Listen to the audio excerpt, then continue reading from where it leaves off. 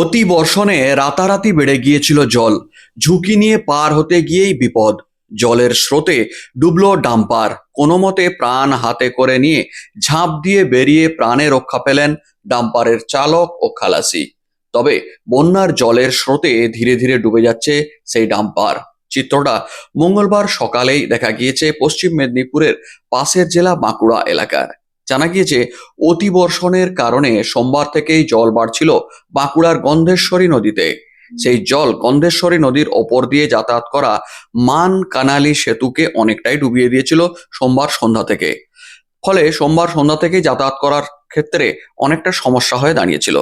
বিষয়টা খুব একটা আঁচ করতে না পেরে মঙ্গলবার ভোরে ওই সেতু দিয়েই পার হচ্ছিল একটি ডাম্পার।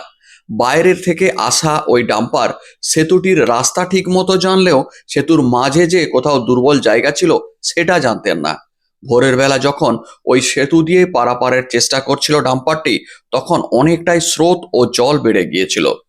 তাহলেও ভারী ডাম্পার এই স্রোত পার হয়ে যেতে পারবে এমন আত্মবিশ্বাস নিয়েই চালক সেতুর ওপর দিয়ে ধীরে ধীরে এগিয়ে যাওয়ার চেষ্টা করছিলেন। শেষ মুহূর্তে এসে সেতুর একটি দুর্বল স্থানে হঠাৎ পেছনের চাকা সেতু থেকে নেমে যায়। অনুমান করা হচ্ছে ওই স্থানে সেতুটি ভাঙা ছিল কিছুটা। ফলে হঠাৎ করে পেছনের চাকা সেতুতে ভেঙে ঢুকে যাওয়াতে জলের স্রোতে আরো বিপদ বাড়ে। ভারী ডাম্পার এবার প্রচন্ড প্রবল স্রোতে ভেসে যেতে পারে এমন আশঙ্কা করে দ্রুত গাড়ি থেকে ঝাঁপ দিয়ে বেরিয়ে আসেন চালক ও খালাসি। তারা কেবিন থেকে জিনিসপত্র খুব একটা বের করতে সক্ষম হননি বলে জানতে পারা গিয়েছে। মঙ্গলবার সকাল থেকেই গন্ধেশ্বরী নদীর জলের স্রোতে আরও বেড়ে গিয়েছে এই বিপদের সম্ভাবনা। অন্যদিকে এই সেতুর ওপর হেলান দিয়ে ডুবে রয়েছে ভারী ডাম্পার। আশঙ্কা করা হচ্ছে স্রোত যদি আর একটু বাড়ে তাহলেই ওই ডাম্পার ভেসে নদীর জলে বেরিয়ে যাবে। এতে ওই এলাকায় একটা রীতিমতো চাঞ্চল্যকর পরিস্থিতি।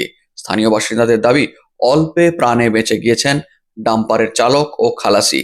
কিন্তু ওই রাস্তা দিয়ে যাতায়াত করা আর সম্ভব হচ্ছে না কোনো বাহন বা কোনো ব্যক্তির। স্রোত এমনই রয়েছে কোনো নৌকো চলাচলেরও যোগ্য নয়। স্থানীয় বাসিন্দাদের দাবি প্রায় 25টি গ্রামের যাতায়াত আপাতত ছিন্ন হয়ে গিয়েছে, যা গন্ধেশ্বরী নদীর ওপরে থাকা ওই সেতু দিয়ে যাতায়াত হতো। ভোরবেলাতে খালি করে যাচ্ছিল গাড়িটা, তারপরে ওই মাটি ধসকে ঢুকে গেছে পেছনে চাকা। ওটা ভাঙা আছে যে ওই ইট বোল্ডার দিয়ে পরে ভর্তি করা হয়েছিল, সেটা জলে ভরকে গেছে। তারপরে ওই চাকা দুটো বসে গেল। তারপরে এখন আটকে আছে? হ্যাঁ, এখন আটকে আছে। তো এমনি সেতু দিয়ে পারাপার কি হচ্ছে?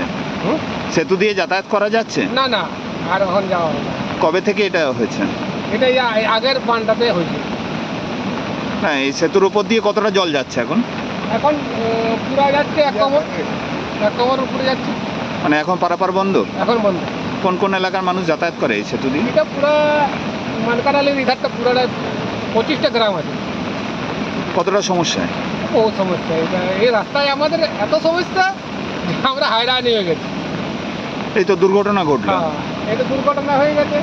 এটা দেখুন না, একটু পরে আরও যদি জল বেড়ে যায় এই ট্রাকটা চলে যাবে। যার মালিকের কি ক্ষতি হবে বুঝতে পারছেন তো। আর চালক খালাসি? চালক খালাসি বরঞ্চ বেরিয়ে গেছে। আরো বড় বড় দুর্ঘটনাও তো ঘটতে পারতো। বাস হলে কি হতো বুঝতে পারছেন। যদি লরি বাস যদি আমাদের যায় রোডে চলে বাস, সেই বাস যদি হতো তো কী অসুবিধা পড়তো, মানুষ কি ক্ষতি হতো। কি নাম আপনার? আমার নাম তরুণ কর্মকার। আমি